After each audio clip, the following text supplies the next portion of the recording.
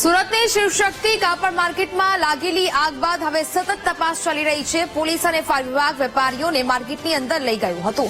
વેપારીઓએ તેમનો બચેલો સામાન બહાર કાઢ્યો છે।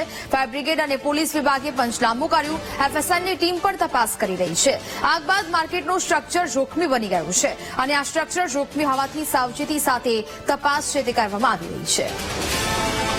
સંવાદદાતા શૈલેષ ત્રિવેદી ફોનલાઈન પર જોડાયા છે। શૈલેષ, સુરતની શિવશક્તિ કાપડ માર્કેટમાં જે આગ લાગી હતી અને હવે ત્યારબાદ આ સતત તપાસ છે તે અહીંયા ચાલી રહી છે, શું અપડેટ મળી રહ્યા છે હાલ?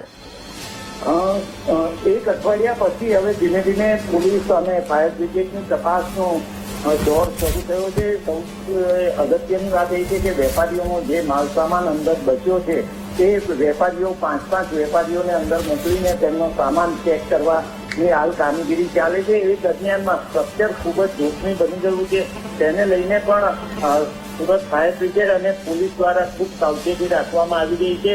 બીજી તરફ જે સમગ્ર મામલો છે એ આગ કેવી રીતે લાગી અને ફાયર એનઓસી કઈ રીતે આપવામાં આવી, કારણ કે ફાયર બ્રિગેડને ત્યાં પહોંચવામાં ભારે મુશ્કેલી પડી હતી, તેને લઈને પણ હાલ તપાસનો દોર શરૂ કરવામાં આવ્યો છે। આ સ્ટ્રક્ચર જે રીતે જોખમી બન્યું છે તેમાં એસવીએનઆઈટીની ટીમે તપાસ કરી છે, સેમ્પલ લીધા છે। એના રિપોર્ટ આવ્યા પછી વધુ સઘન તપાસ આગળની કાર્યવાહી ચાલુ થશે એવું અત્યારે દેખાઈ રહ્યું છે। બિલકુલ શૈલેષ, જાણકારી બદલ આપનો આભાર।